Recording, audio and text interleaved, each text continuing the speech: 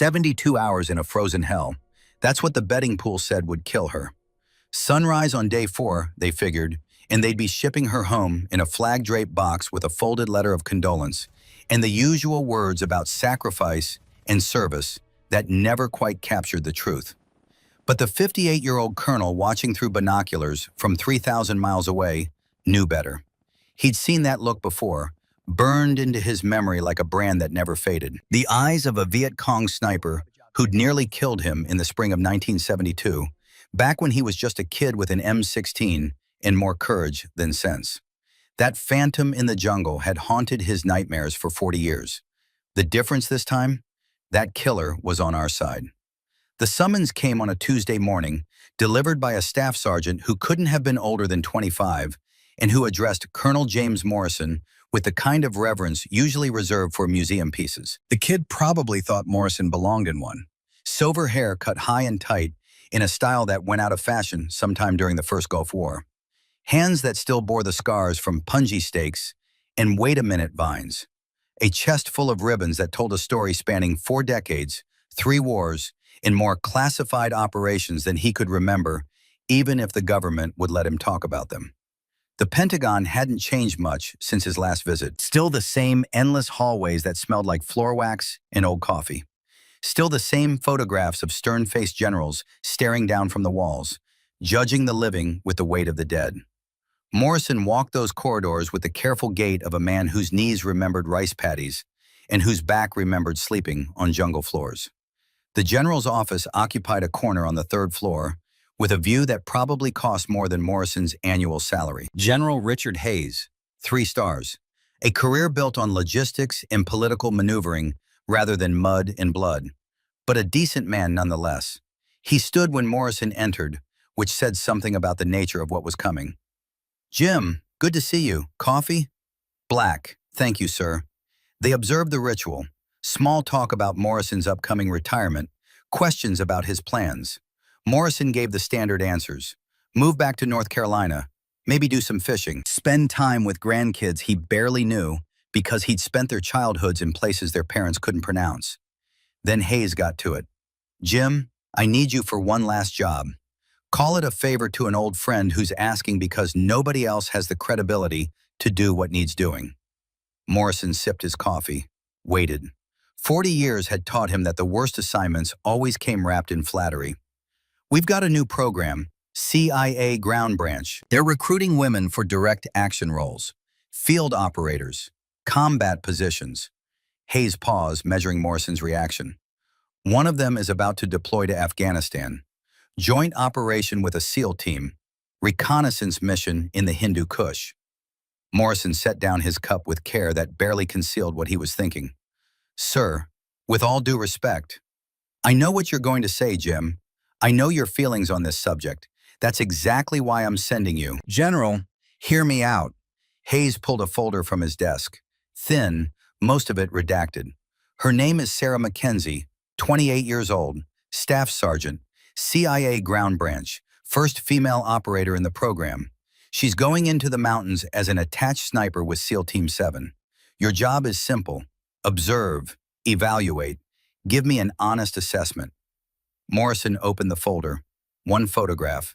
Dark hair pulled back tight, gray-blue eyes that looked directly at the camera with an expression that gave away nothing. Pretty in a way that would disappear the moment she opened her mouth to give orders or pulled a trigger. "You want me to sign off on this program? I want you to tell me the truth. If she's the real deal, if women can genuinely perform in these roles, I need someone with your experience to validate it. If she's a political experiment that's going to get people killed, I need someone with the spine to say so before we expand the program." Morrison closed the folder. "And if I recommend shutting it down, then we shut it down. Your word carries weight, Jim. You've earned that. Nobody questions your judgment. Nobody questions your patriotism. You're 3 weeks from retirement with nothing to lose and no agenda except keeping soldiers alive. That's why it has to be you." The coffee had gone cold. Morrison stared at the folder, at the eyes looking out from that photograph with an intensity that reminded him of something he couldn't quite place. "I've seen this before, sir. Good intentions, bad outcomes. Women are..." He stopped, searching for words that wouldn't sound like what they were. Women are different, physically, emotionally. That's not prejudice, that's biology. Combat it's a special kind of hell. It does things to people, things that can't be undone. I know, Jim, that's the whole point. I need someone who believes that to watch her operate and tell me if he still believes it when he's done. Morrison thought about his wife, married 36 years this fall, thought about his daughter, school teacher in Raleigh with 2 kids and a husband who'd never heard a shot fired in anger. Thought about all the young men he'd commanded over the decades, sent into situations they didn't come back from. Letters he'd written to mothers who would never forgive him, even though they said they did. He thought about the idea of doing that with young women, daughters. Someone's little girl coming home in a box because old men decided she should carry a rifle. When do I leave? Thursday. You'll forward deploy to FOB Chapman, observation role only. You won't be in the field with them, but you'll have access to all intelligence feeds, drone footage, communications. You'll see everything, and then you'll tell me what you saw. Morrison stood, his knees cracked. 68 years old in 3 months if he lived that long, and his body reminded him of that fact every morning. One last question, sir. Why her? Why this mission? Hayes smiled, but there was no humor in it. Because if she can't hack it in the Hindu Kush in winter against Taliban fighters who've been doing this since before she was born, then nobody can. If this program is going to work, it has to work under the worst possible conditions. We need to know now, Jim, before we commit, before we put more women in harm's way based on hope instead of evidence. And if she dies out there, then at least we'll know the truth. The helicopter that brought Sarah Mackenzie to Forward Operating Base Chapman touched down at 1600 hours on a Wednesday afternoon under a sky the color of old bruises. Morrison observed from the operations post, binoculars trained on the bird as it settled onto the landing pad in a storm of dust and rotor wash that turned the air brown. She was the last one off. Deliberate, Morrison noted. Not hanging back because she was scared, waiting because someone had to be last, and she'd chosen to own that position. Small, maybe 5'7" in boots, pack that had to weigh 70 pounds sitting on her shoulders like it was part of her skeleton. Rifle case held in both hands with a care that spoke to what was inside. Morrison lowered the binoculars. His gut tightened. She looked like somebody's kid sister, like someone who should be in college somewhere, studying something harmless, dating some boy who didn't deserve her, worrying about exams instead of bullets. But the way she moved, that was different. Economical, no wasted motion, no looking around like a tourist taking in the sights. She knew where she was going and she went there, and the dust and the noise and the whole machinery of war happening around her might as well have been wallpaper. Captain Mike Torres met her at the edge of the pad. Morrison couldn't hear the conversation from this distance, but he could read Torres's body language well enough. Arms crossed, weight on his back foot, the universal posture of a man who'd already decided this was bullshit and was just waiting for reality to confirm his opinion. SEAL Team 7. Morrison had read their files. Good men, solid operators. Torres had 3 deployments under his belt and a reputation for getting his people home alive. But he was also 36 years old and had come up in a culture that still treated women in combat roles like a social experiment that hadn't quite proven itself. Fair or not, Sarah Mackenzie was about to be judged by a standard that had nothing to do with her and everything to do with every woman who'd ever failed to meet it. Morrison had been on the receiving end of that judgment once. Vietnam, 1969. 18 years old, fresh out of basic, assigned to a unit that took one look at his baby face and decided he was dead weight. He'd spent 6 months proving them wrong, lost 3 friends doing it, learned that respect in the infantry wasn't given, it was taken, usually in blood. The question was whether Sarah Mackenzie understood that, and whether she had what it took to pay the price. The operations center smelled like sweat and coffee and the particular kind of tension that came from putting young men in a room and telling them to prepare for something that might kill them. Morrison took a seat in the back corner where he could see everything and be seen by no one. Observer status.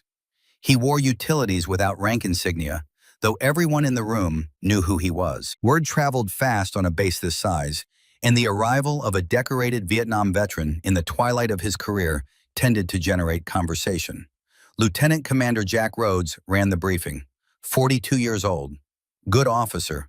The kind who'd made rank through competence rather than politics. He stood at the front of the room beside a map of the Hindu Kush that looked like someone had crumpled up a piece of paper and tried to smooth it back out. All ridges and valleys and terrain that wanted to kill you.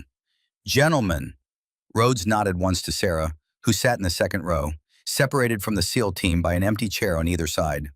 And Staff Sergeant Mackenzie, thank you for coming. Let's get started. The mission briefing was standard, reconnaissance operation.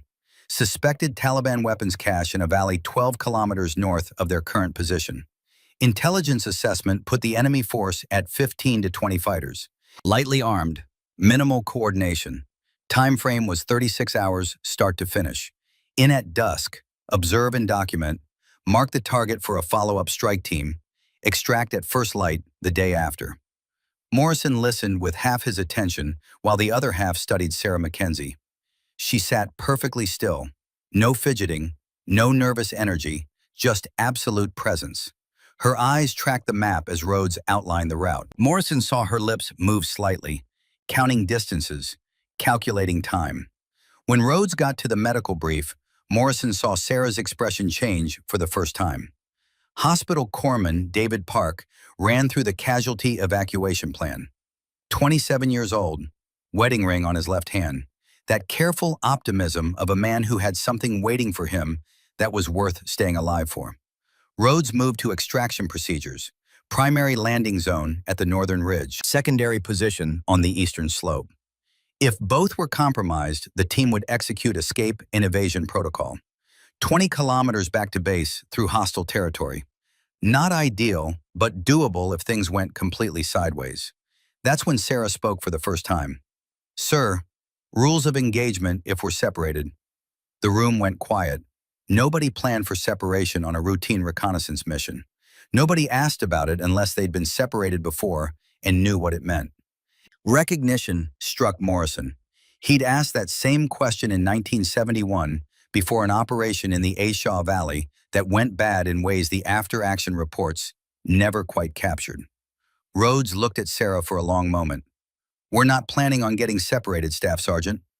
Respectfully, sir, plans change. They do. If separated, break east. 20 kilometers to FOB solo. E&E protocol. Avoid contact. Link up with friendly forces. Any other questions? Sarah studied the map for 3 seconds. Morrison counted them. No, sir. Understood. She sat back and Morrison saw something in her posture that made him lean forward. This woman had already played the whole mission through in her head. She'd found the failure points. She'd calculated the contingencies. She was asking about separation because she'd already seen the scenario where it happened and wanted to know the rules before she broke them. That's when Morrison made a decision he would later question. He stood up. The room turned. Rhodes looked surprised. Morrison had been silent for the past 30 minutes. Colonel Morrison, Rhodes straightened. Did you have something to add? Morrison looked at Sarah Mackenzie. She met his eyes without flinching. 40 years separated them. He'd been fighting wars before she was born. He'd seen things she couldn't imagine. But in that moment, looking at her across a room full of young men preparing for violence, he saw something that made his certainty waver. Nobody gets separated on my watch, Staff Sergeant. The words came out harder than he intended. 4 decades of command voice. The tone that expected obedience because it had always received obedience. Sarah didn't blink. With respect, Colonel, you're not on this operation. I am. Silence pressed down on the room like a physical weight. Morrison felt every eye on him, felt the expectation. This young woman, barely older than his granddaughter, had just talked back to a legend.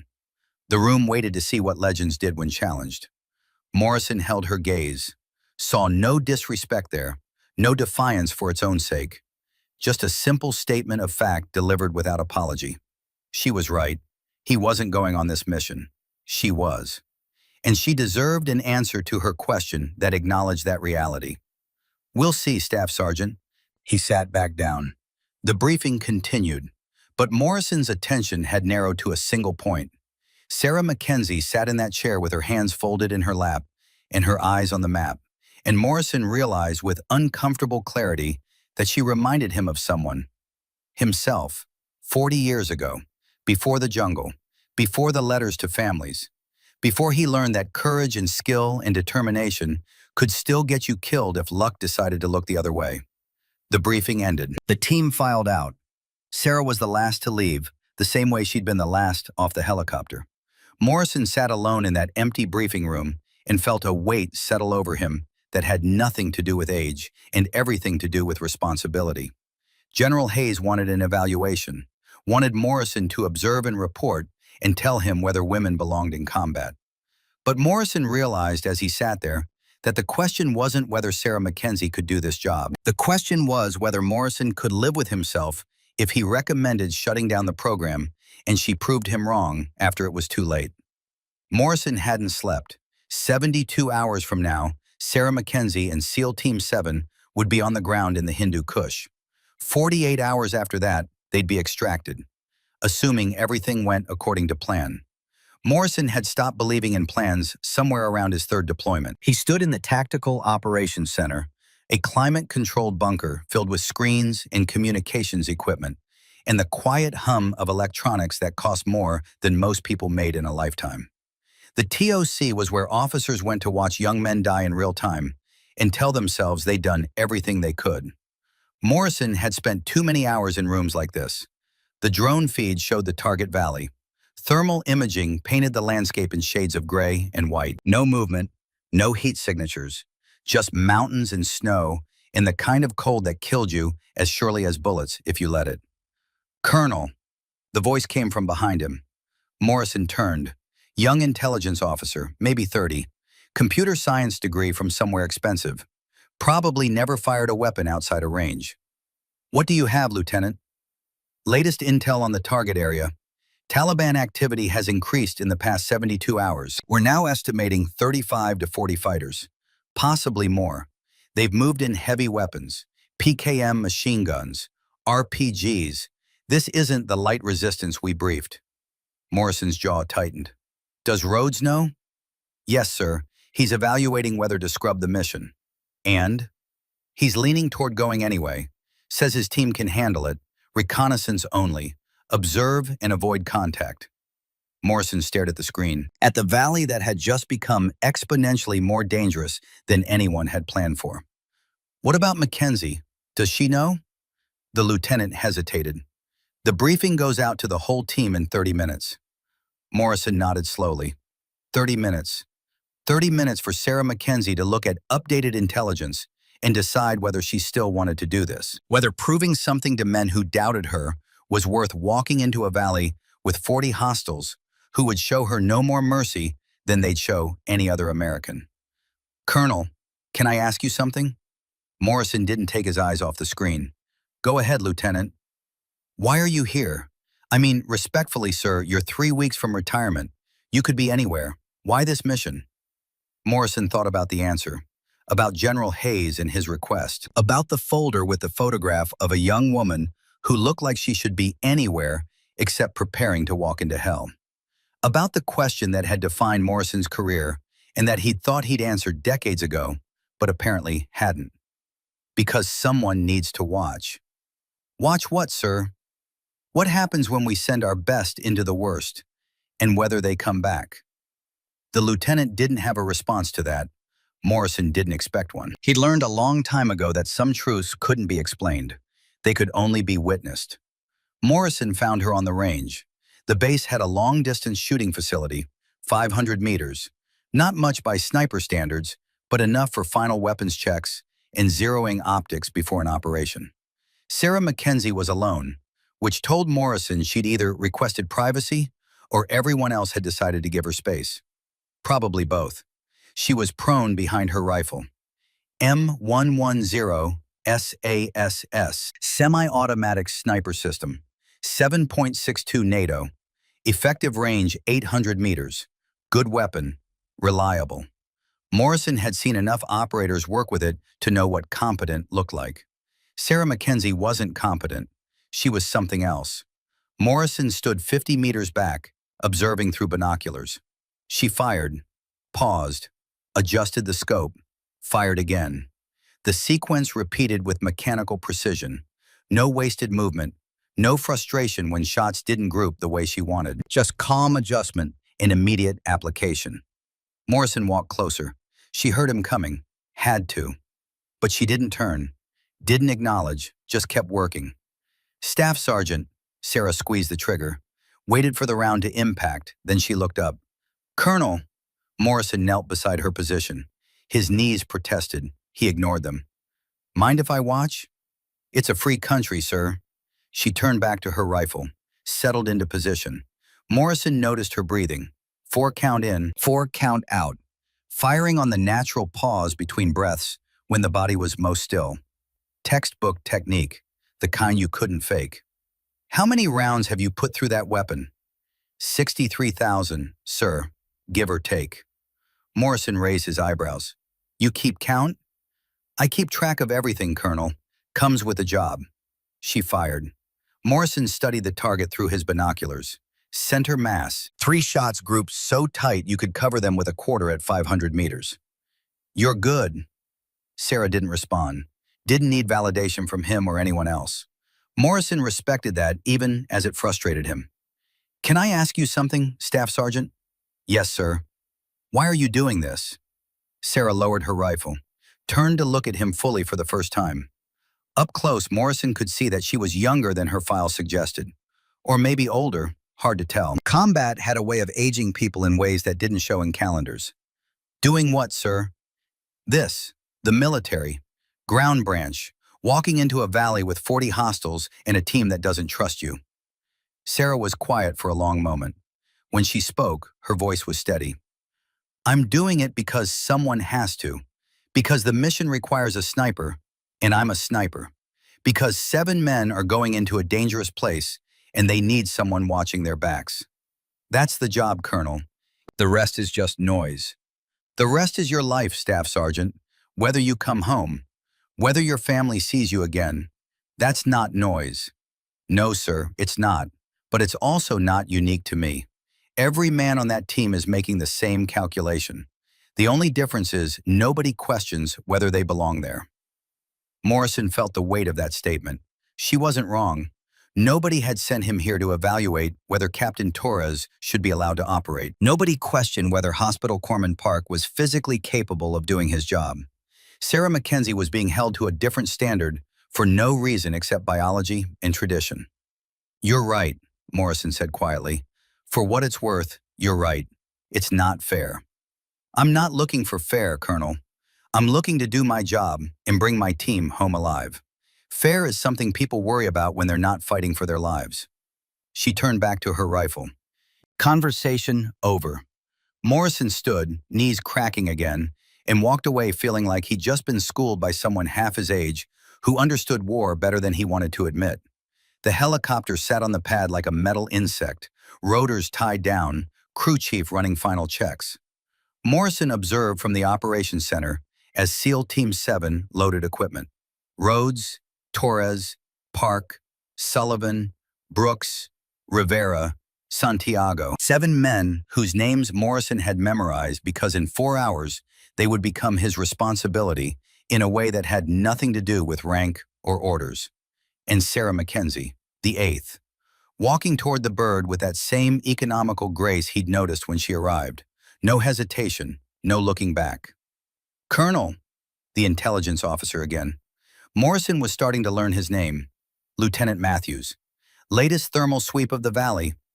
Morrison examined the screen. More heat signatures than the previous scan. Concentrated in 3 positions. North, west, south. That's an L-shaped ambush setup. Yes, sir, we think so. You think so or you know so? Matthews swallowed. We assess with moderate confidence that the Taliban forces have established ambush positions covering the primary approach route. Have you told Rhodes? Yes, sir. He says they'll adjust their route. Come in from the east, bypass the prepared positions.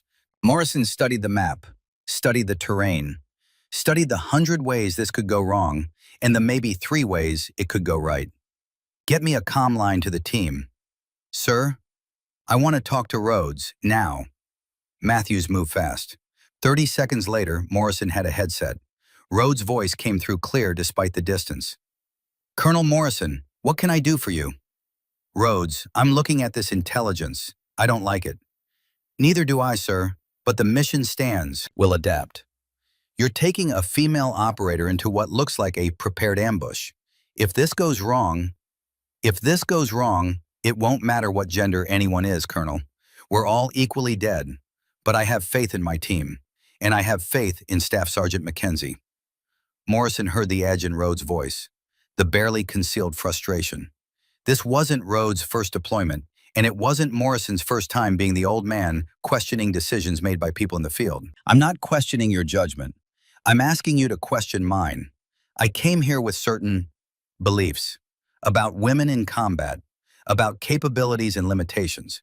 I'm asking you to help me figure out if those beliefs are still valid, or if I'm just an old man stuck in the past. Rhodes was quiet for a moment. Sir, I don't know if Sarah Mackenzie can do what we're asking her to do. I know her file. I know her qualifications. But files and reality are different things. The only way we find out is to trust her until she gives us a reason not to. And so far, she hasn't given me that reason. The helicopter on Morrison's screen showed Sarah climbing aboard. Last one in. Fair enough, bring them home. That's always the plan, sir. The line went dead. Morrison set down the headset as the helicopter's rotors began to turn. The bird lifted off in a storm of dust and noise, then disappeared toward the mountains that held the valley where everything was about to change.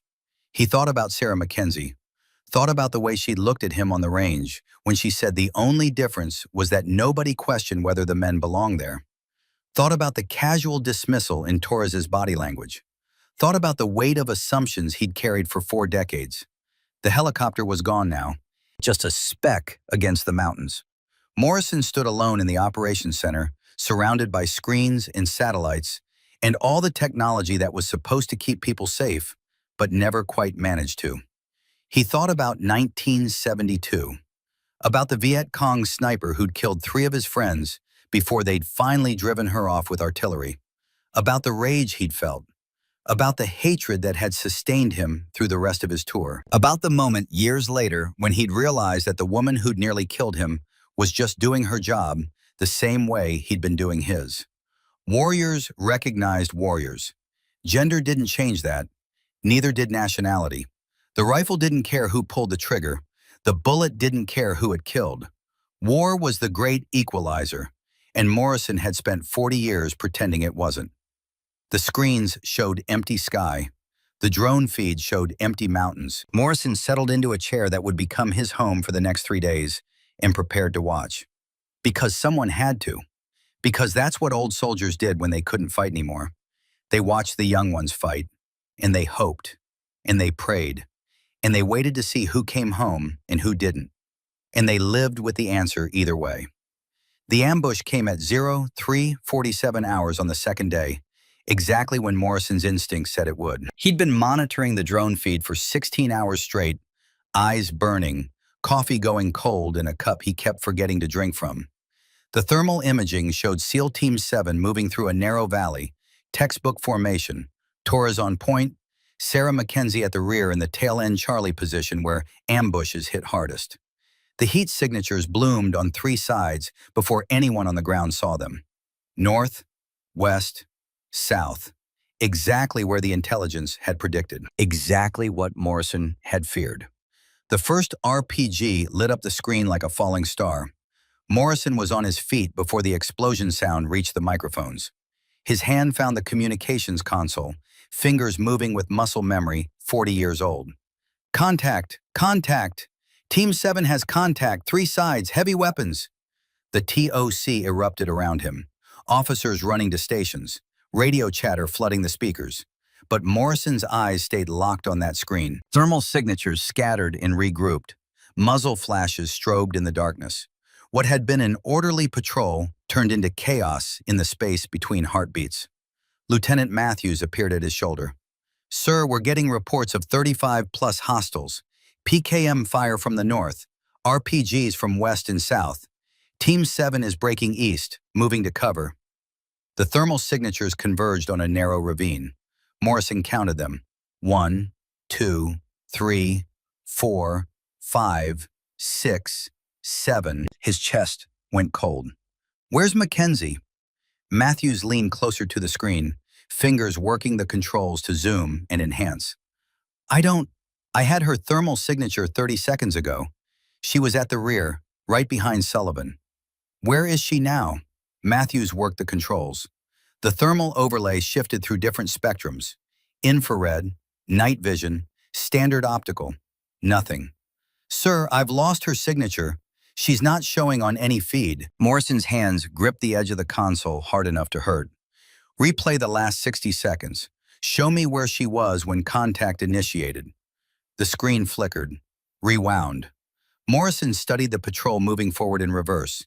The RPG explosion unhappening, time flowing backward until he could see all 8 thermal signatures intact. There, freeze it. Matthews froze the image. 8 figures in formation. Sarah Mackenzie clearly visible at the rear, rifle up, scanning her sector. Now play it forward, slow. The explosion happened again in slow motion. Morrison tracked the team scatter.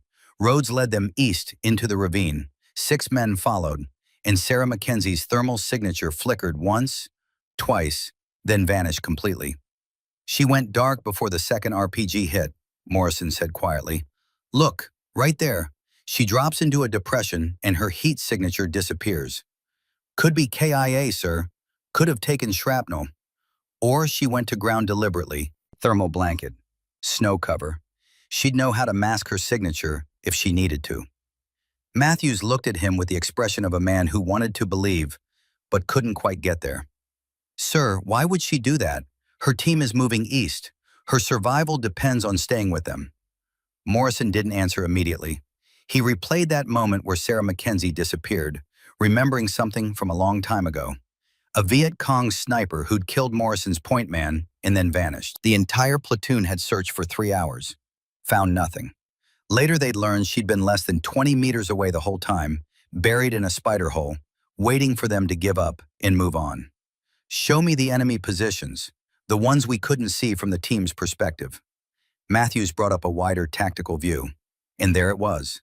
A third element, 8 fighters with a PKM machine gun, moving fast from the northeast, positioning to cut off the team's retreat route. Understanding crystallized. She saw them. She saw the flanking element and knew if Rhodes kept pulling back, they'd walk straight into it. Everyone would die. Sir, I don't... She separated deliberately, drew the pursuit away from the team.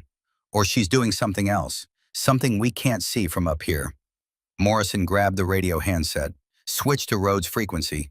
Team 7, this is Overwatch. Do you have visual on Mackenzie? Static. Then Rhodes' voice, tight with stress and fear. Negative, Overwatch. Last visual was during initial contact. She was at rear position. Then, nothing. We think she might have been hit. I have her last position. She went dark deliberately. Not KIA. I repeat, not KIA. She saw something you didn't and made a decision. Overwatch, we can't go back for her. We've got wounded. Park took shrapnel. We need to move, now. Morrison closed his eyes, opened them, made the hardest call of his career. Understood, Team 7. Continue to rally point Bravo. I'll keep eyes on Mackenzie's last position. If she's alive, I'll find her.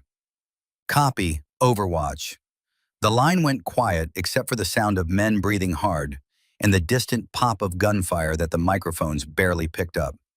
Morrison set down the handset and stared at the screen showing the empty space where Sarah Mackenzie had been. Sir, Matthew's voice was careful. If she's out there alone with 35 hostiles, the math isn't good. The math is never good, Lieutenant. That's why we don't trust it. Morrison settled back into his chair. He'd been awake for 18 hours. He'd be awake for 54 more before this was over. Sleep was something other people did. He had a soldier missing in hostile territory, and that soldier happened to be the one person whose survival or death would define whether his 40-year career had been based on truth or prejudice. He was going to watch. He was going to find her. And then he was going to pray that she was as good as everyone said she was. Because if she wasn't, they'd be shipping her home in pieces. The first shot came 48 minutes later. Morrison had been scanning the thermal feed in a grid pattern, working outward from Sarah's last known position. He'd found nothing. The area was cold, empty. The Taliban fighters had pulled back to regroup after the initial ambush. SEAL Team 7 was holed up in the ravine 3 kilometers east, treating Park's wounds and trying to figure out their next move. Then a single heat signature bloomed on the northern ridge. Muzzle flash. Suppressed. The distinctive thermal pattern of a precision rifle being fired with a sound suppressor that dropped the acoustic signature to almost nothing. The weapon's thermal signature told Morrison everything. Suppressed 7.62 millimeters. Sarah's M110. She was alive. Morrison was on the comms before the signature faded. All stations, I have weapons fire. Northern Ridge, grid 4277. Single shot. Suppressed. Confirm. The radio crackled. Taliban intercepts. Their fighters were shouting to each other in Pashto. Morrison didn't speak the language, but he'd heard enough combat radio chatter to recognize panic when he heard it. Lieutenant, get me a translator. I want to know what they're saying. Matthews ran, came back 90 seconds later with a young specialist whose name Morrison didn't catch and didn't care about. What are they saying? The specialist listened to the intercepted transmission, headphones pressed tight. Sir, they're reporting a casualty. One of their radio operators. Shot through the upper chest. They can't locate the shooter. They're scared. One of them just said the word for jinn, spirit, demon. Something fierce and proud moved through Morrison's chest. She's alive, and she's hunting them. He switched back to Rhodes's frequency. Team 7, Overwatch. Your sniper is active. Confirm one enemy KIA, Northern Ridge, approximately 400 meters from her last position. She's moved and she's engaging. Rhodes's voice came back stunned. Overwatch, confirm. Mackenzie is engaging enemy forces? Alone? Affirmative, Team 7. Single shot. Target down. She's doing what snipers do. Morrison could hear the disbelief in the silence that followed. Could imagine what Rhodes was thinking. What all of them were thinking. One woman, alone, in sub-zero temperatures, against 35 hostiles, and she wasn't running, she was fighting. Sir, Matthews was pointing at the screen. I've got Taliban elements moving toward her last firing position. 12 fighters. They're searching for her. The thermal signatures spread out in a search pattern across Morrison's display. They moved through the area where that muzzle flash had appeared. Found nothing. She's already gone. She fired and moved. Textbook sniper doctrine. 43 minutes later, the second shot. Different position. 300 meters east of the first. Another muzzle flash. Another thermal signature dropping. Another burst of panicked radio chatter that the translator struggled to keep up with. They're saying they found another body, one of their team leaders. Single shot, base of the skull. Sir, they're saying the tracks just disappear. Like whoever did this just vanished into the air. Morrison leaned back in his chair. A smile touched his lips for the first time in hours. It wasn't a happy smile. It was the smile of a man recognizing something he'd seen before. Vietnam, 1972. We called her the White Ghost. Viet Cong sniper. She killed 7 of my platoon over 3 days. We never saw her. Never heard her. Found her firing positions after she'd moved on. Tracks would just stop, like she could fly. Matthews looked at him. Did you ever find her? No. She killed 2 more Americans the next week. Then she disappeared. Intelligence said she was a girl, maybe 18 years old. Farm girl from some village we couldn't pronounce. But she could move through jungle like smoke and kill at ranges we didn't think possible with the equipment she had. Morrison turned back to the screen. Sarah Mackenzie just showed me something. The warrior spirit isn't bound to any flag or any war. It's a skill set, a mindset, and apparently it doesn't give a damn what gender you are. The hours blurred together. Morrison stopped sleeping, stopped eating except when Matthews forced food into his hands. His world contracted to the drone feed and the radio intercepts and the slowly mounting evidence that Sarah Mackenzie wasn't just surviving. She was winning. Third shot at 0623 hours. Observation post on the western ridge. The Taliban had set up 4 positions to watch the valley. Sarah took out the westernmost one. Single shot, no follow-up. The fighter's partner ran, just stood up and sprinted south, abandoning his post and his weapon in any pretense of discipline. Fourth shot at 0847. A patrol moving through the trees. The lead scout dropped. The others scattered, fired blindly into the mountains. Wasted ammunition on shadows and fear. Fifth shot at 1034. A machine gun position. Not the gunner, the assistant gunner, the man feeding the belt.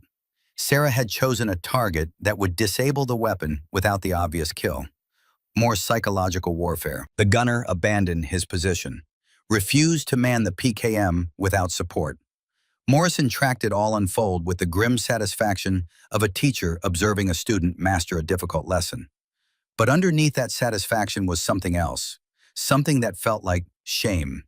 He doubted her, not just her capability, her right to be here.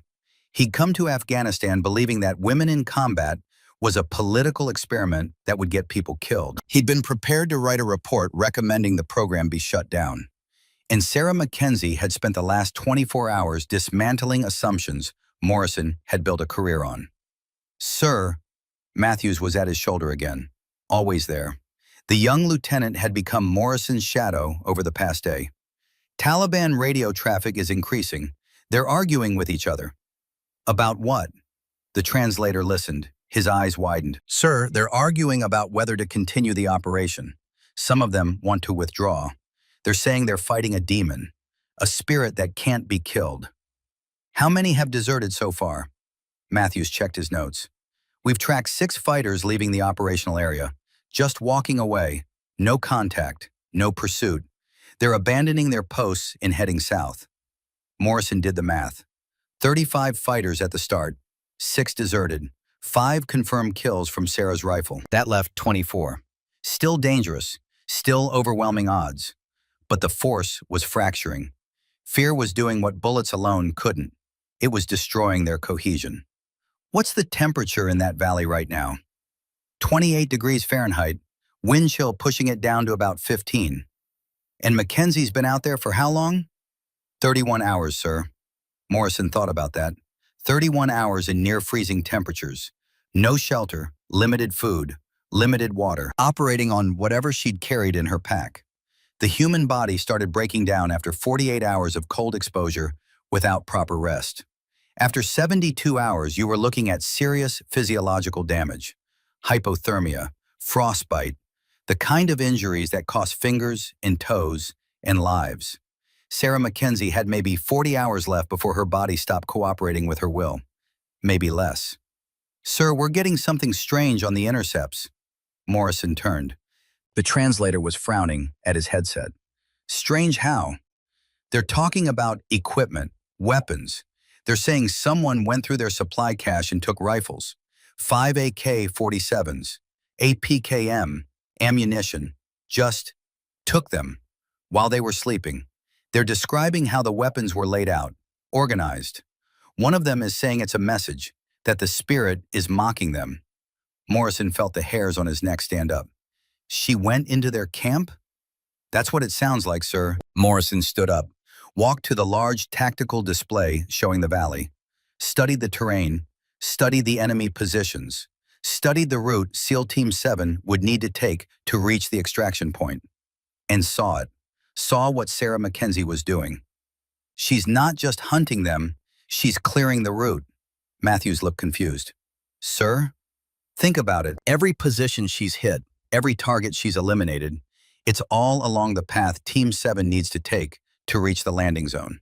She's not fighting a random battle. She's systematically removing obstacles, creating a corridor." Morrison traced the line on the map with his finger. From the ravine where Rhodes and his team were pinned down, through the valley, to the primary extraction point on the northern ridge. Every enemy position along that route had either been eliminated or suppressed. And the weapons cache. She took those weapons so Team 7 could use them when they made their move. She's planning 3 steps ahead of everyone else in this valley. Matthews stared at the map. at the pattern that was suddenly obvious once you knew what you were looking for. Sir, that's brilliant. That's what professionals do, Lieutenant. They don't just react, they shape the battlefield. They turn disadvantages into opportunities. Sarah Mackenzie is outnumbered 30-1, and she somehow managed to take control of this entire engagement. Morrison grabbed the radio, switched to Rhodes' frequency. Team 7, Overwatch. Go ahead, Overwatch. I need you to start moving toward the primary LZ. Your sniper has cleared the route. You'll find weapons cached along the way. Use them. She's creating a corridor for you. Don't waste it.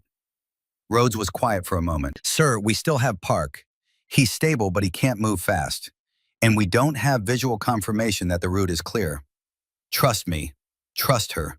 She's done the work. Now you need to do yours. Another pause. Then Rhodes's voice came back, and Morrison could hear the shift in it, the transition from doubt to determination. Copy that, Overwatch. We're moving.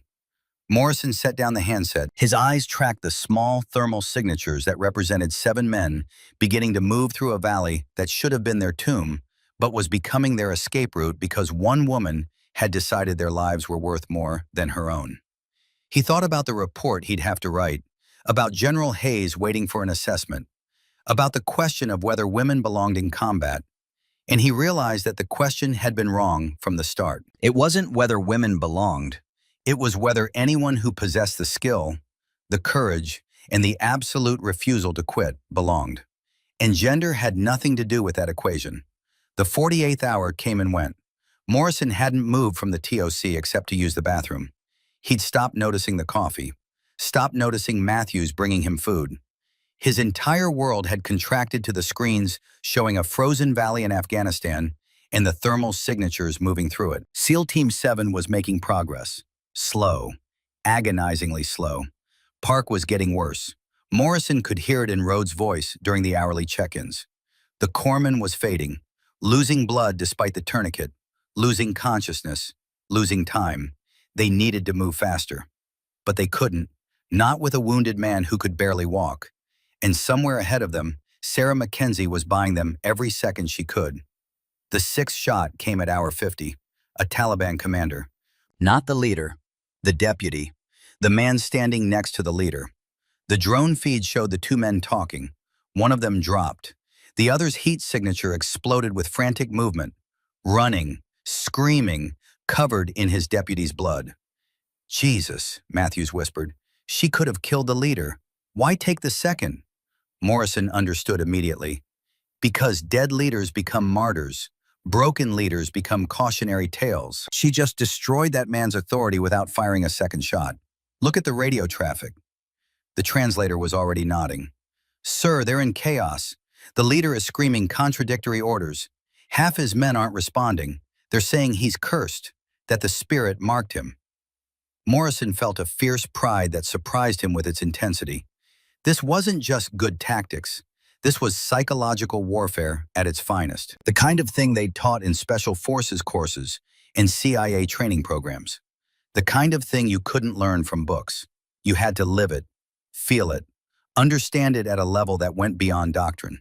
Sarah Mackenzie understood it, and she was using that understanding to dismantle an enemy force that should have overwhelmed her.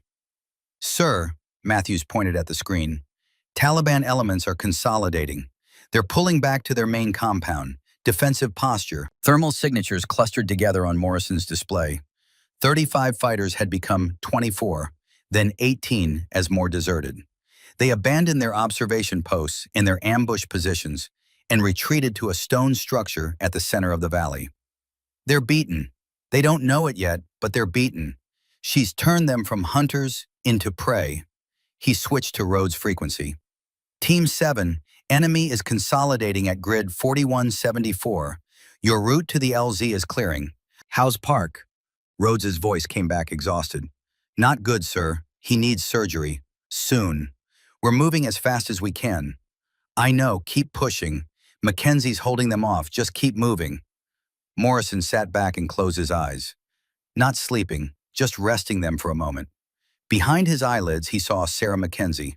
Not the photograph from her file, the real woman, moving through snow and darkness, rifle in hand, cold eating through her gear, body breaking down, but still fighting. Still buying time for men who doubted her. He opened his eyes and looked at Matthews. "Lieutenant, get me Mackenzie's biometric data." "Sir, she's not wearing a tracker." "Yes, she is. Every ground branch operator has one sewn into their gear. It's passive.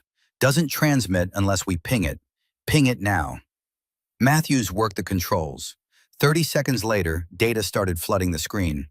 Morrison examined the numbers and felt his chest tighten. Core temperature, 94 degrees Fahrenheit. Normal was 98.6. She was hypothermic. Not severely, not yet, but heading that direction. Heart rate, 48 beats per minute. Too slow for someone engaged in combat operations. Respiration, 12 breaths per minute. Shallow, controlled. The breathing of someone trying to conserve heat. "Sir," Matthew's voice was tight, "these numbers—" "I know what they mean, Lieutenant. She's shutting down. Her body is starting to fail." "How long does she have?" Morrison did the math. The cruel, unforgiving math of cold weather injuries and human physiology. 12 hours, maybe less. After that, her fine motor control goes. Can't shoot straight.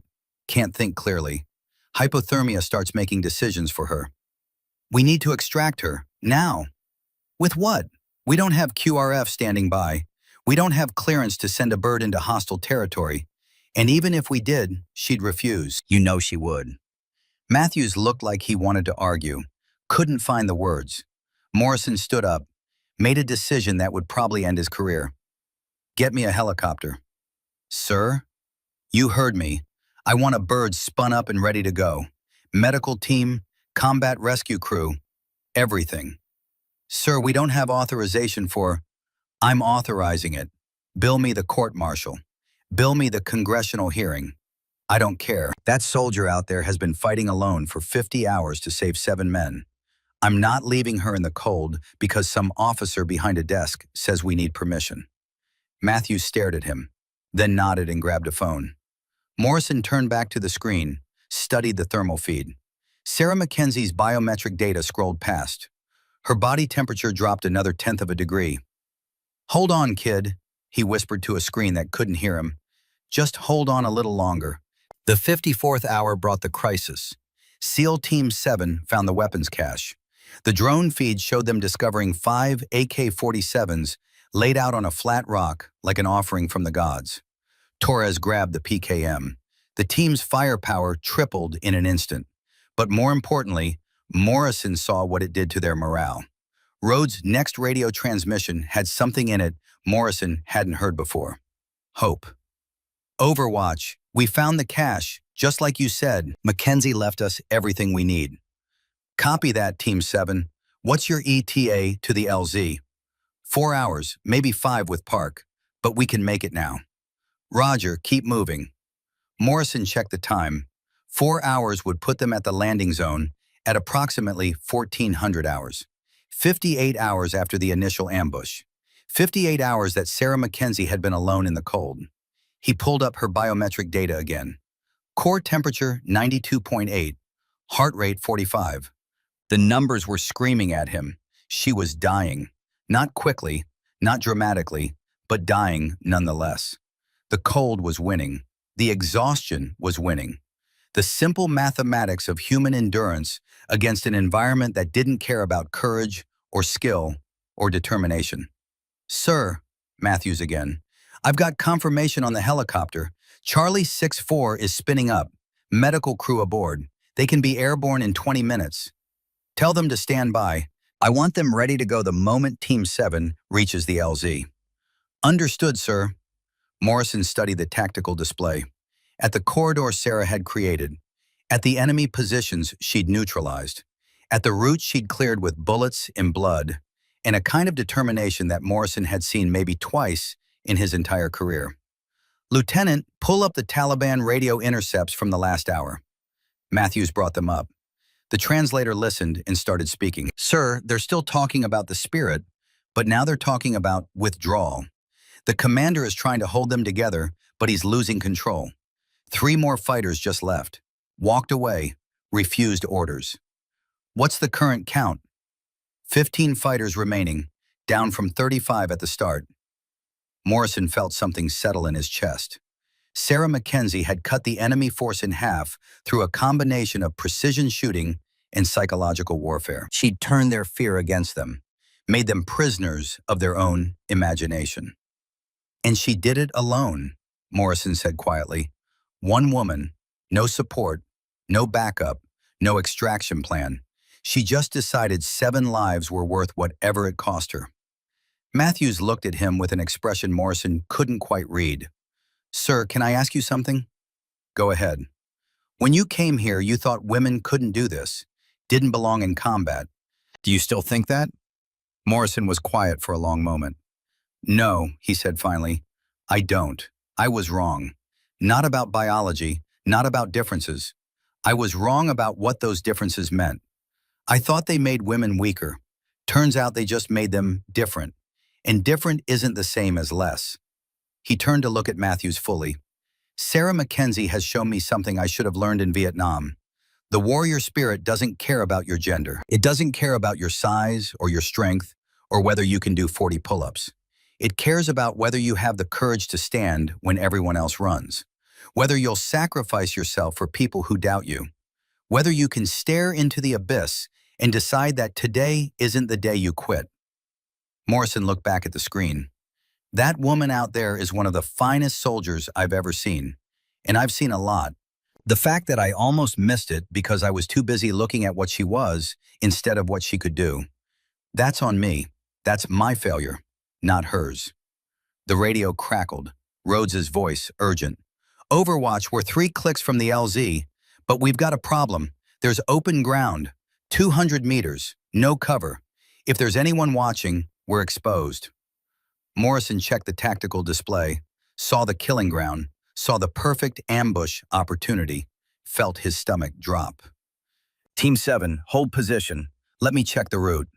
He scanned the thermal feed, looked for heat signatures, found none. The observation posts that should have covered that approach were empty, abandoned. Sarah had cleared them, but Morrison needed to be sure. Lieutenant, give me maximum resolution on grid 4376. I want to see every rock in that valley. The screen zoomed, enhanced, showed 200 meters of open snow with perfect sightlines from 3 different ridges. Any competent force would have observation posts covering this ground. Any competent commander would have set an ambush here. The ridges were empty. Morrison switched back to Rhodes. Team 7, route is clear. I say again, route is clear. Your sniper has eliminated all observation posts covering the approach. Move now while you have the window. Copy, Overwatch. We're moving. 7 thermal signatures emerged from cover and started across that open ground on Morrison's display. They moved with the agonizing slowness of men carrying a wounded brother through knee-deep snow. Every second felt like an hour. Every meter felt like a kilometer. And somewhere in the mountains, Sarah Mackenzie had to be observing too. Rifle up, scope trained on those ridges, ready to kill anyone who threatened her team, even though her hands were probably shaking too hard to guarantee the shot, even though her body was shutting down, even though she'd already done more than anyone had a right to ask. The thermal signatures reached the far side.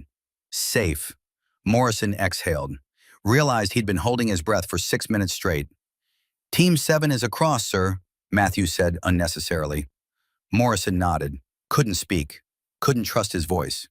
He'd spent 54 hours monitoring Sarah Mackenzie do the impossible, tracking her fight an entire enemy force alone, observing her clear a route for men who doubted her, seeing her choose their lives over her own survival again and again and again. And he realized something that hit him like a physical blow. He hadn't just been wrong about women in combat. He'd been wrong about what combat meant. He thought it was about strength and aggression and the ability to inflict violence. And those things mattered, but they weren't the whole story. Combat was about sacrifice, about deciding that someone else's life was worth more than your own, about doing your job when doing your job meant dying alone in the snow so your brothers could live. Sarah Mackenzie understood that in a way Morrison had somehow forgotten over 40 years of service.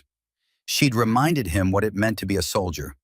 Not the rank, not the medals, not the glory, the willingness to stand in the gap, alone if necessary, until the job was done or you couldn't stand anymore. Sir, Matthews was pointing at the screen, Mackenzie's biometric data, her core temperature just dropped to 92.3. Sir, that's dangerous. That's approaching severe hypothermia. Morrison examined the numbers. The thermal feed showing empty mountains, the clock showing 54 hours and counting. How long until Team 7 reaches the LZ? 90 minutes, maybe less. And how long until Mackenzie's body shuts down completely? Matthews consulted his medical reference.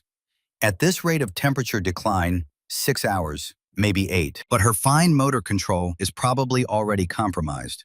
She might not be able to shoot accurately anymore. Morrison thought about that. About a woman who'd spent 54 hours proving she belonged in a fight she'd never asked to join. About whether she had 6 more hours in her. About whether it mattered. She'd already done the impossible. She'd cleared the route. She'd bought the time. She'd proven everything that needed proving. Now the question was whether Morrison could get to her before the cold did what 35 Taliban fighters couldn't. He grabbed the radio handset, made the call that would define the last act of his career. Charlie 6-4, this is Overwatch. You are cleared for immediate takeoff. Proceed to grid 4278. Be advised you are entering hostile territory. Medical emergency, 1 soldier in extremis. Cold weather injury, possible hypothermia. Confirm ready. The pilot's voice came back steady. Overwatch, Charlie 6-4 copies all. We're spinning up now. ETA to grid 42 minutes. Sir, is this authorized? Morrison smiled. It wasn't a happy smile. Charlie 6-4, I'm a 58-year-old colonel 3 weeks from retirement. This is either the best decision of my career or the one that ends it. Either way, that soldier out there has earned a ride home. So yes, it's authorized by me. And if anyone has a problem with that, they can take it up with me after we bring her back alive. Roger that, sir. Charlie 6-4 is airborne. Morrison set down the handset, looked at Matthews. The young lieutenant was staring at him with something that might have been admiration or might have been fear. Sir, you just violated about 6 different regulations. 7, actually, I counted. But that woman out there has been violating the laws of human endurance for 54 hours. I figure I owe her at least 1 court-martial's worth of support. Matthews smiled, actually smiled. For what it's worth, sir, I think you made the right call. We'll find out, Lieutenant, we'll find out. Morrison turned back to the screen. The helicopter's icon moved toward the mountains. SEAL Team 7 closed on the landing zone. Sarah Mackenzie's biometric data continued its slow, inexorable decline. And he made a promise to a woman he'd never met. A woman he'd doubted. A woman who'd spent the last 54 hours teaching him that courage had no gender and skill had no limit, and that the only thing that mattered in war was whether you had the strength to keep fighting when fighting was the only thing standing between your brothers and death. Hold on, Sarah, he whispered. Just a little longer. I'm coming for you. And when I find you, I'm going to do something I should have done from the start. I'm going to thank you. And I'm going to make sure everyone knows what you did out here. The screen showed empty mountains, empty sky, numbers declining on a medical readout.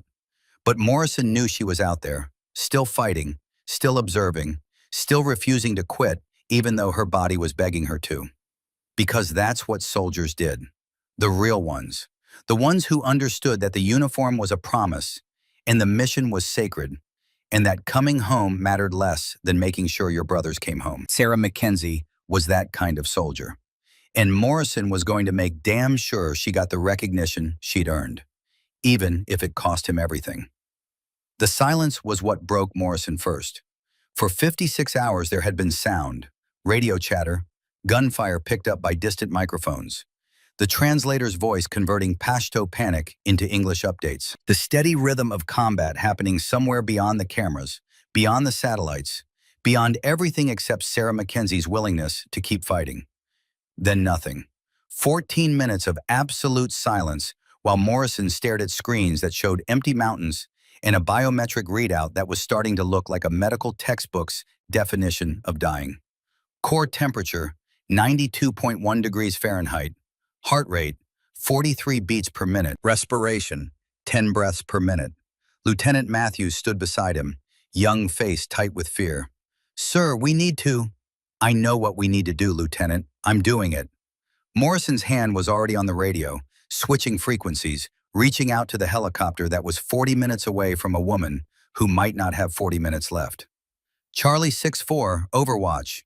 Increase speed. Medical situation is deteriorating. How fast can you get there? The pilot's voice came back with a kind of calm that came from flying through worse situations and living to tell about it.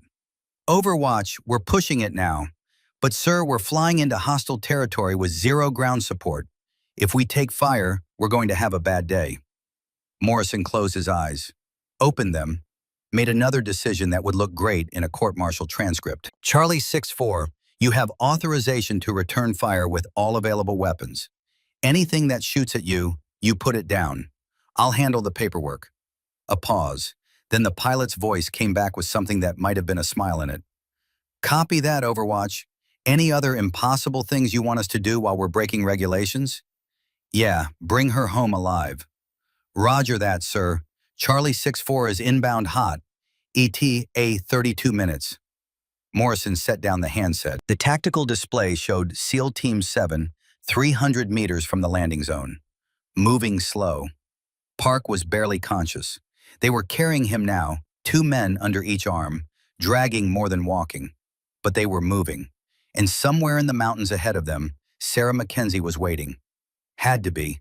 Because in 14 minutes of silence, the only thing Morrison knew for certain was that she hadn't stopped, hadn't quit, hadn't given up. She was out there, and she was watching. The question was what condition she'd be in when they found her. Movement. Morrison saw it on the thermal feed before Matthews did. A heat signature appearing where there hadn't been one before. Faint, barely registering. The thermal equivalent of a whisper. There, grid 42 to 79, single signature, low heat output. Matthews zoomed the camera, enhanced the image.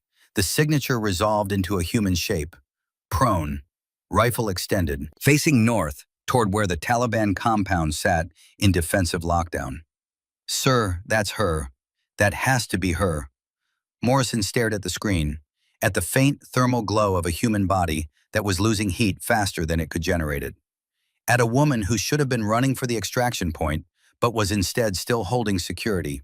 Still observing, still ready to kill anyone who threatened her team, even though the team was 300 meters away and moving towards safety. What's she doing?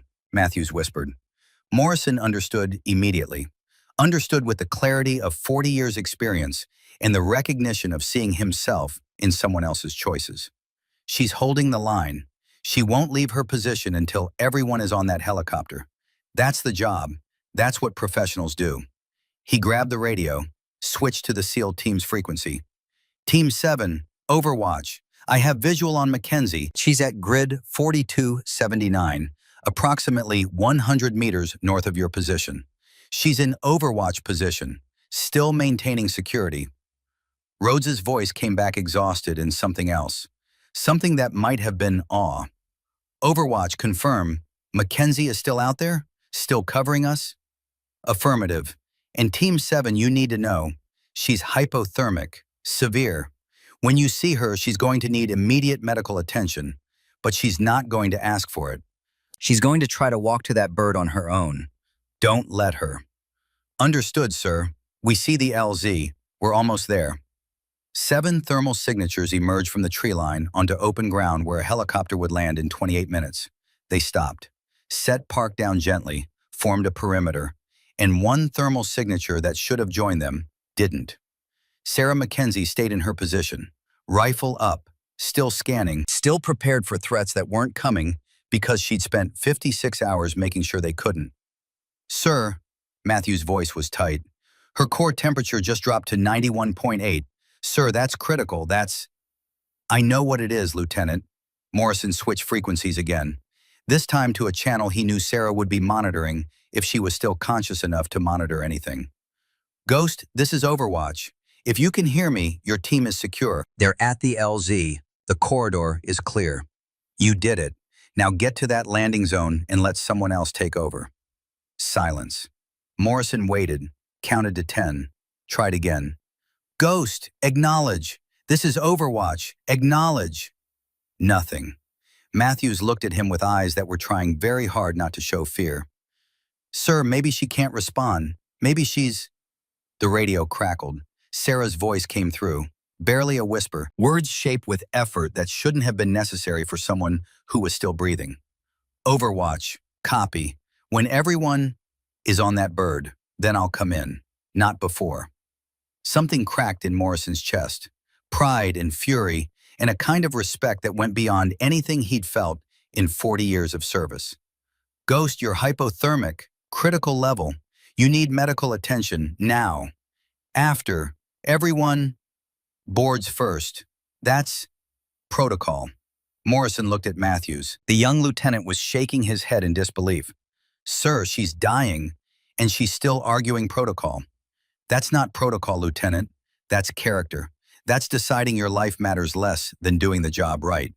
That's what separates the warriors from everyone else. Morrison keyed the radio one more time. Copy, Ghost. But when that bird lands, you get on it. That's an order. From someone who should have been giving you better orders from the start. Silence. Then Sarah's voice again, even fainter. Copy. Overwatch. And sir, thank you.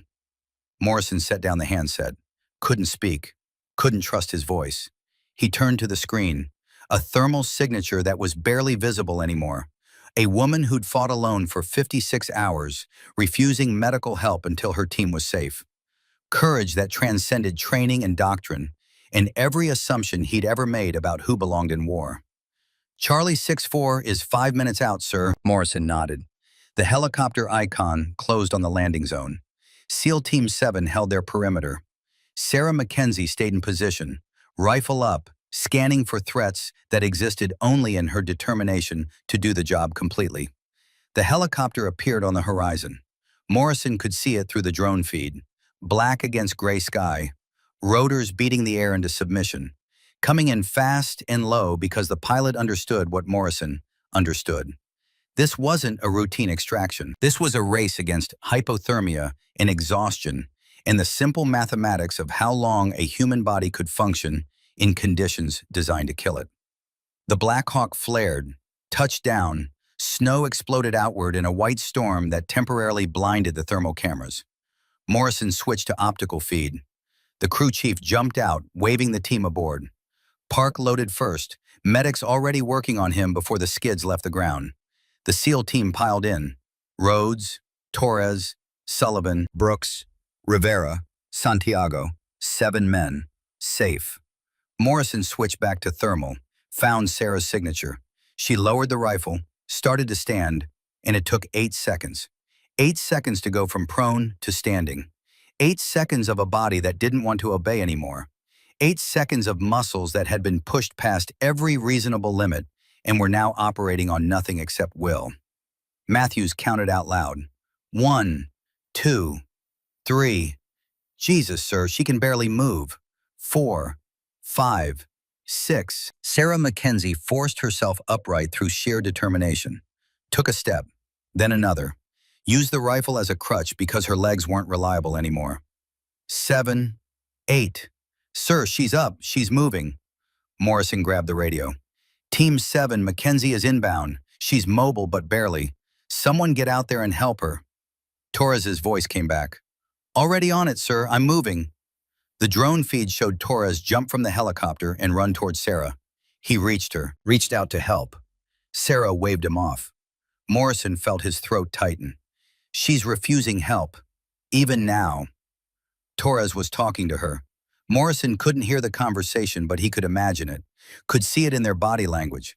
Torres offering assistance, Sarah declining, Torres insisting, Sarah walking past him toward the helicopter under her own power because that's what the mission required. She made it 20 meters. Then her left knee buckled. Morrison was on his feet before he realized he'd moved. As if standing in the TOC 3,000 miles away could somehow help her stay upright in the mountains of Afghanistan. Torres caught her. The drone camera showed the big SEAL wrap an arm around Sarah's waist and half carry, half drag her the last 30 meters to the helicopter. Get her aboard, Morrison whispered to a screen that couldn't hear him. Get her aboard and get her warm. Torres lifted Sarah into the Black Hawk. She disappeared into the cargo bay. The crew chief gave a thumbs up. The helicopter lifted off in another storm of snow and noise, and the particular violence of machinery imposing human will on an indifferent universe. Morrison sat down hard. His legs had been holding him up through something other than muscle for the past hour. Now that Sarah was safe, now that the immediate crisis had passed, his body reminded him that he was 58 years old and hadn't slept in 60 hours. Matthews was beside him immediately. "Sir, you should rest. We can monitor the flight from here." "I'll rest when I know she's stable." Morrison switched to the helicopter's internal camera. The image was grainy, shot from a fixed position in the cargo bay, but it showed him what he needed to see. Sarah Mackenzie sat on the floor, back against the bulkhead, rifle across her lap. A medic was trying to examine her. She was waving him off, pointing to Park, making the medic check the wounded corpsman first, even though Sarah was the one who'd been in the cold for 56 hours. Something that might have been a laugh or might have been a sob caught in Morrison's throat. She's still putting everyone else first, even now, even barely conscious. He observed the medic give up trying to examine Sarah and turned to Park. Sarah's head dropped forward, her eyes closed. "Sir, her biometric data. Temperature is holding at 91.6, not dropping anymore. Heart rate is up to 52. She's stabilizing." Morrison nodded. Didn't trust himself to speak. He'd spent 56 hours tracking Sarah Mackenzie do the impossible. Observing her proved that everything he'd believed about women in combat was wrong. Seeing her demonstrate courage and skill and determination that transcended gender and training and every assumption Morrison had built a career on. And now, seeing her sit in that helicopter with her eyes closed and her rifle across her lap, refusing medical attention until her team was cared for, Morrison understood something that changed the shape of everything he thought he knew about war. The greatest warriors weren't the ones who killed the most enemies, or won the most battles, or came home with the most medals. The greatest warriors were the ones who'd sacrifice everything to make sure their brothers and sisters came home, who'd fight impossible odds alone because that's what the mission required, who'd push their bodies past the breaking point and still refuse help because someone else needed it more. Sarah Mackenzie was that kind of warrior, and Morrison was going to make damn sure the world knew it. The Black Hawk touched down at FOB Chapman 63 minutes later. Morrison had left the TOC for the first time in 60 hours. His joints protested. His back screamed. His knees reminded him that he was too old for this kind of stress. He didn't care. He stood on the landing pad as the helicopter settled onto the tarmac in a storm of dust and noise. Stood at attention. A 58-year-old colonel with 40 years of service and 3 weeks until retirement, waiting to meet the soldier who just taught him what service really meant. The crew chief opened the door. Park came out first on a stretcher, medics rushing him toward the field hospital. The SEAL team followed. Rhodes, Torres, Sullivan, Brooks, Rivera, Santiago. 7 men, alive, exhausted, carrying weapons they'd found cached along a route cleared by a woman they doubted. Torres stopped when he saw Morrison, came to attention despite the exhaustion written in every line of his body. "Sir," Morrison returned the salute. "Captain, status?" "Park is stable, sir. Medics say he'll keep the arm. He'll see his wife. He'll meet his daughter." Morrison nodded, felt something ease in his chest. "And Mackenzie?" Torres's expression changed, became something Morrison couldn't quite read. "Sir, she's walking off that bird on her own. We tried to help. She refused. Said she'd started this mission on her feet and she'd finish it on her feet." Morrison looked past Torres to the helicopter, saw Sarah Mackenzie appear in the doorway. She looked like winter itself had taken human form. Pale, hollow-eyed, moving with the careful deliberation of someone whose body was barely obeying anymore. But she stepped down from that helicopter, put both feet on the tarmac, stood. Morrison walked toward her. Sarah saw him coming, tried to come to attention, couldn't quite manage it. Morrison stopped 3 feet away. They stood looking at each other across a gap that was only 3 feet in distance, but represented assumptions being dismantled by proof. Then Morrison did something he'd done maybe twice in his entire career. He saluted her. Not the casual salute of routine military courtesy, the full, formal salute, hand crisp, eyes locked, reserved for warriors, not ranks. Sarah's eyes widened. She tried to return the salute. Her hand shook so badly she couldn't hold it steady. Morrison lowered his hand. At ease, Staff Sergeant. That wasn't for your rank. That was for what you did out there. Sarah swayed, caught herself. Her voice came out barely above a whisper. Just doing my job, sir. No, your job was reconnaissance. What you did out there was save 7 lives at the cost of your own. That's not a job. That's a choice. And it's the kind of choice that defines what it means to be a soldier. Morrison took a step closer. I came here to evaluate you, to decide if women belonged in combat, to write a report that would determine the future of your program. He paused. Let the words settle. I'm writing that report tonight, and it's going to say that you're one of the finest combat operators I've seen in 40 years. That gender has nothing to do with capability. That courage isn't masculine or feminine. It's just courage, and you have more of it than most men I've commanded. Sarah's eyes were starting to lose focus. Morrison could see hypothermia pulling her toward unconsciousness. Did Park? He's going to be fine. He's going to see his baby. Because of you. Sarah nodded, smiled slightly, started to fall. Morrison caught her, felt how depleted she was, felt the cold radiating off her body, felt bones that shouldn't be that close to the surface. Medic! I need a medic, now! Torres was there in an instant, helping Morrison lower Sarah to the ground. The medics arrived with a stretcher, started working. 4. Warm fluids, thermal blankets. Sarah's hand found Morrison's arm, gripped with surprising strength.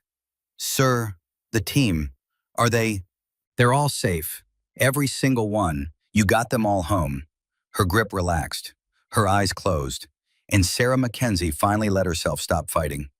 Morrison rode with her to the field hospital, sat in the corner while doctors worked, observed them treat hypothermia and frostbite and a dozen other cold weather injuries that should have killed her, but hadn't because she'd refused to die until the job was finished. Major Chen, the head physician, came over after 30 minutes. Colonel, she's stable. Core temperature is coming back up. We're treating the frostbite. She's going to lose some tissue, toes probably, maybe fingers, but she'll live. Morrison nodded, couldn't speak. Chen sat down beside him.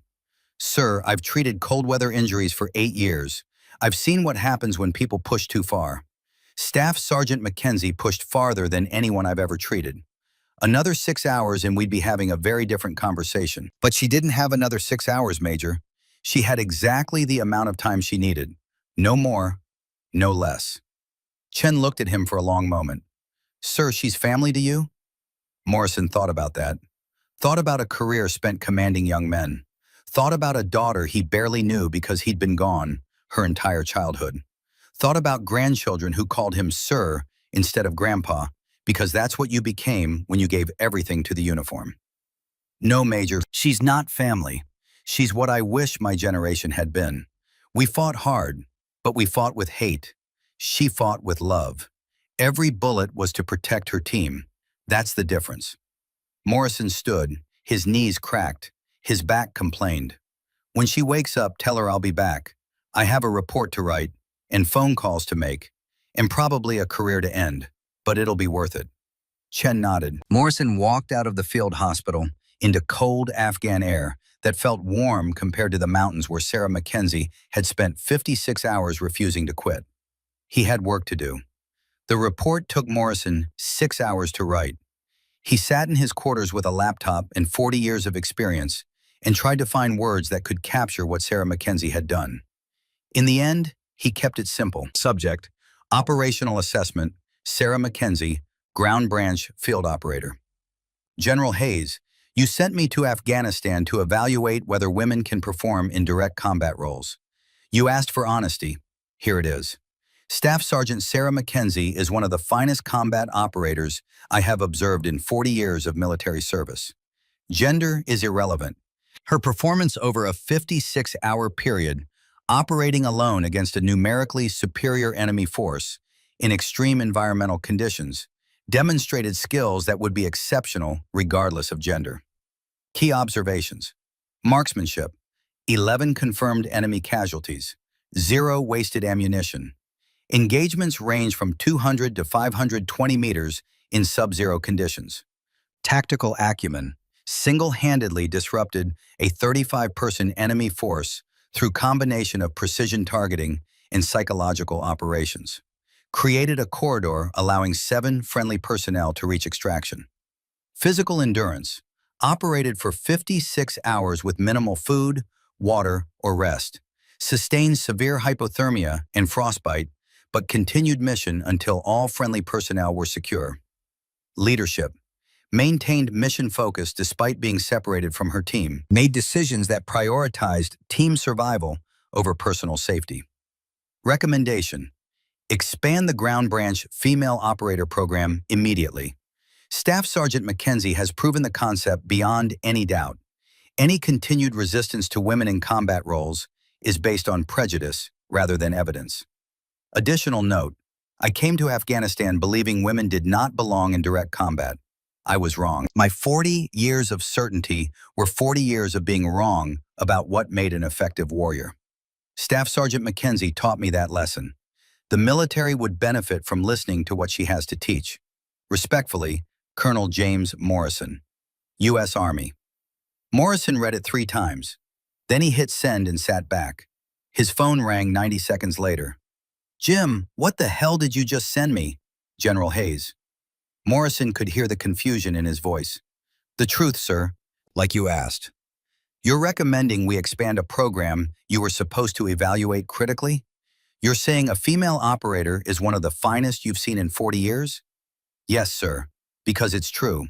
I observed her for 56 hours, saw her do things I've witnessed maybe twice in my career, tracked her save 7 lives while her own body was shutting down from cold. Gender didn't factor into any of it. Skill did. Courage did. Determination did." Hayes was quiet for a long moment. "Jim, do you understand what this means? For the program? For women in combat? For everything we've been debating for decades?" "Yes, sir. It means we stop debating and start accepting reality. Warriors come in all shapes and sizes. What matters is what they do, not what they look like." Another pause. "Okay, I'll take this to the Joint Chiefs. This is going to cause waves, Jim, big ones." "I know, sir, but it's the right thing, and I didn't spend 40 years in uniform to start lying now." "Fair enough. How's Mackenzie doing?" "She'll live, lost some toes, maybe a finger, but she'll recover. And sir, when she does, I want to be the one to pin her silver star, because that's the minimum she deserves for what she did out there." Hayes laughed, actually laughed. "Silver star? Jim, you're talking about someone who held off an entire enemy force alone for 56 hours. That's Medal of Honor territory." Morrison felt something warm spread through his chest. "Then let's give her what she earned, sir. And let's make sure every person who doubted that women could do this job sees exactly what she accomplished." "Consider it done. Anything else?" Morrison thought about Sarah Mackenzie lying in a hospital bed, thought about the team she'd saved, thought about the future she'd just secured for every woman who wanted to serve. "Yes, sir. One more thing. I'm putting in my retirement paperwork today, 3 weeks early. I want my last official act to be witnessing what happens when we stop underestimating people based on assumptions instead of evidence." "You've earned it, Jim. And for what it's worth, thank you for being willing to change your mind. Not many men with 40 years of certainty can do that." Morrison hung up and sat in the quiet of his quarters. Outside, the Afghan sun was setting. Inside, Morrison felt something settle that had been unsettled for longer than he could remember. He'd come here believing one thing. He'd leave believing another. That was growth. That was wisdom. That was what happened when you stopped protecting your pride and started paying attention to truth. Sarah Mackenzie had given him that gift, and Morrison was going to spend whatever time he had left making sure she got the recognition she deserved. 6 months later, Morrison stood at Fort Bragg in dress uniform that felt tight after 40 years of wearing it. The ceremony was smaller than it should have been. Sarah had requested that. No media, no fanfare, just the team she'd saved and the officers who needed to witness what happened when courage met opportunity. Park was there with his wife Emily and their daughter. 7 pounds, 4 ounces, born healthy, named Sarah. The SEAL team stood in formation. Rhodes, Torres, Sullivan, Brooks, Rivera, Santiago. Men who'd learned that respect had nothing to do with gender and everything to do with what you did when everything went wrong. And Sarah Mackenzie stood at attention in the center of it all, walking with a slight limp that would never fully heal, missing 2 toes and the tip of her left ring finger, but alive, present, ready. The general who'd sent Morrison to Afghanistan stood at the podium. The Silver Star is awarded for gallantry in action against an enemy of the United States. Staff Sergeant Sarah Mackenzie demonstrated extraordinary heroism while deployed in support of Operation Enduring Freedom. Morrison listened to the citation, listened to a dry recitation of facts that couldn't capture the truth. 11 enemy casualties, 56 hours of sustained operations, 7 friendly personnel extracted safely. But numbers never told the whole story. When the general finished reading, Morrison stepped forward. They'd given him the honor of pinning the medal, one last official act before retirement. He stood in front of Sarah Mackenzie, looked at her eyes, saw the mountains there, saw the cold, saw the determination that had carried her through hell and brought 7 men home alive. Morrison pinned the Silver Star to her uniform. Then he did something that wasn't in the ceremony script. He removed his own combat infantryman badge, the one he'd worn since Vietnam, the one that represented 40 years of service in sacrifice and everything he'd believed about what made a soldier. This belonged to my best friend, Jimmy Reeves, killed in Vietnam in 1969. I've carried it for 42 years, waiting for someone worthy. Morrison pinned it below the Silver Star. You're the daughter I never had and the son I always wanted. You taught an old soldier that courage has no gender, that skill has no limits, that the only thing that matters in war is whether you'll stand when everyone else runs. Sarah's eyes were wet. Morrison's might have been too. Carry on, Ghost. And when I'm gone, I want someone to remember what we fought for. Not territory, not politics, each other. Sarah saluted. Morrison returned it. And in that moment, assumptions met proof, and assumptions lost. The ceremony ended. The crowd dispersed. Morrison found himself alone with Torres. The Big SEAL looked uncomfortable. Sir, I owe you an apology. You don't owe me anything, Captain. Yes, sir, I do. I doubted her, made jokes, bet she'd quit. I was wrong about everything. Morrison put a hand on Torres's shoulder. You learned. You changed. That's what matters. Torres looked at Sarah across the room, talking to Park and his family. She saved our lives, sir, and never asked for anything. That's what makes her dangerous, son. She fights because it's right, not because it's rewarded. Morrison left Fort Bragg that evening. Retirement papers signed. Career over. But he didn't feel finished. He felt like he'd finally learned something worth knowing. 14 years later, Morrison sat in a VA hospital visiting wounded veterans. 72 years old now, gray hair gone white, hands that shook from more than just age. A young female Marine sat in a wheelchair beside him, double amputee, Afghanistan. He showed her a photograph on his phone. Sarah Mackenzie, 42, standing beside the CIA director. First female ground branch commander takes office. The Marine's eyes widened. She's real? Real as they come, Morrison said. And so are you. Morrison died 3 months later. Heart attack, quick, the way old soldiers preferred. His funeral was at Arlington. Full military honors. Sarah Mackenzie gave the eulogy. She stood at the podium in dress uniform, walked with the limp that would never heal, looked out at a crowd of officers and enlisted, young and old, men and women who'd come to honor a man who'd served for 40 years. Colonel Morrison taught me something important. He taught me that being wrong isn't weakness. Changing your mind isn't failure. The real failure is refusing to see truth when it's staring you in the face. She looked at the flag-draped coffin. He came to Afghanistan to evaluate me. He left as my champion. That's courage. The courage to choose truth over pride. She placed her hand on the coffin. Thank you, sir, for watching, for believing. The ceremony ended. They folded the flag, fired the salute, played taps, and Sarah Mackenzie stood at attention beside a grave that held a man who'd learned that warriors recognize warriors, and everything else was just noise. The mountains of Afghanistan were far away now. The 56 hours had faded into memory, but what remained was this: a woman who'd refused to quit when quitting would be easier. A man who'd been brave enough to change his mind. In proof that legacy isn't what you believe, it's what you do when those beliefs are challenged. Sarah Mackenzie was still out there, still serving, still leading. And the warrior spirit she'd proven had no gender, no age, no limit. It only required one thing: the refusal to stop when stopping would be easier.